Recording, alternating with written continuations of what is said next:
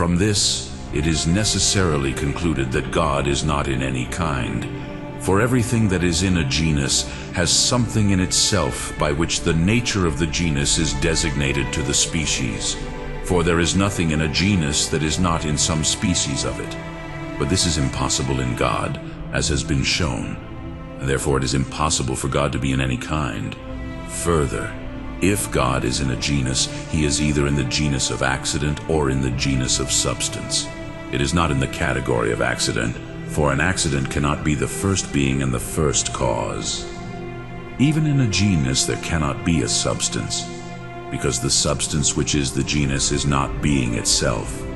Otherwise every substance would be its own being, and thus would not be caused by another which cannot be, as is clear from what has been said. But God is the very being, so it is not in any kind.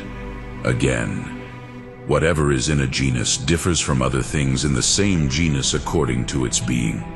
Other species would not be predicated of the majority. Now it is necessary that all things which are in the same genus agree in the quiddity of the genus, because of all the genus is predicated into that which is quid. Therefore, the existence of anything existing in a genus is apart from the existence of the genus. But this is impossible in God. Therefore, God is not in the genus.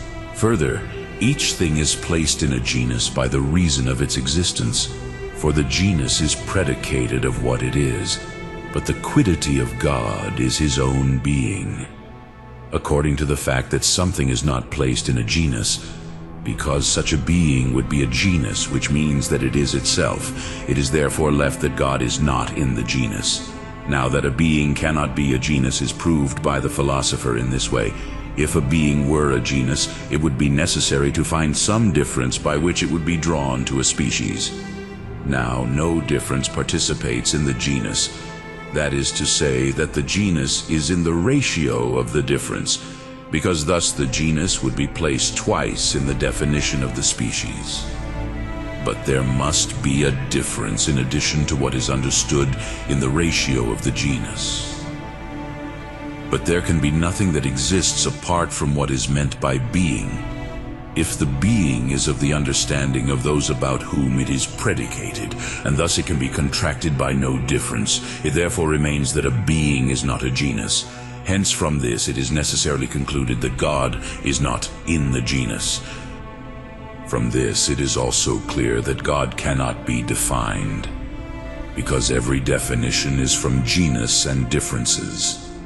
It is also clear that a demonstration cannot be made about it except by means of an effect, because the principle of demonstration is the definition of that about which the demonstration is made. Now it may appear to some that, although the name of substance cannot properly suit God, because God does not exist in accidents, let the thing signified by the name be appropriate to it, and let it be so in the genus of substance. For substance is a being in itself, that which is agreed upon with God, from which it is proved that he is not an accident. But it must be said from what has been said that in the definition of substance there is no being per se.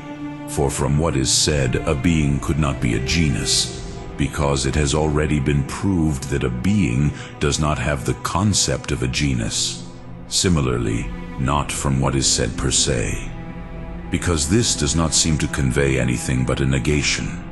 For a being is said to be in itself from what is not in another, which is pure negation. Nor can it establish the reason of the genus, because thus the genus would not say what a thing is, but what it is not. It is necessary, therefore, that the reason of substance should be understood in this way, that substance is a thing to which it behooves it to exist, not in the subject. Now the name of a thing is imposed from quiddity, just as the name of a being is from being. And thus, in the ratio of substance, it is understood that it has a quiddiness to which it is appropriate to exist not in another. But this does not suit God, for he has no existence except his own being. Hence it is left that which is in no way in the genus of substance, and so not in any kind, since it has been shown that it is not in the kind of accident.